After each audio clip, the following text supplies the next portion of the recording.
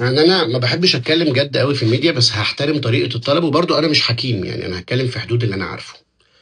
اهم حاجه عندي في الدنيا دي كلها سلامي النفسي، لان سلامي النفسي ده هينعكس على بيتي وعلى الطريقه اللي بعامل بيها مراتي، وان شاء الله عيالي وابويا وامي واخواتي. فسلامي النفسي ده هو اللي هيخليني شخص سوي نفسيا، استاهل ابقى في وسط ناس حلوه زي عيلتي. ده رقم واحد.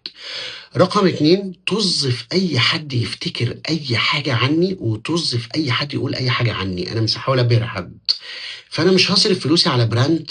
انا هركب العربية اللي تريحني انا، همسك الموبايل اللي انا عايزه، هلبس التيشيرت ده اقسم بالله يمكن عدى ال10 سنين عندي ولابسه وعاجبني، وهفضل بيه لان سلامي النفسي اهم. تالت حاجة، وجهة نظرك في ربنا. هل انت بتعبد اله جميل وبيغرقك خير ورزق، ولا بتعبد إله ناقم عليك وهيعذبك ومش هيقبل استغفارك وكده؟ بس. بس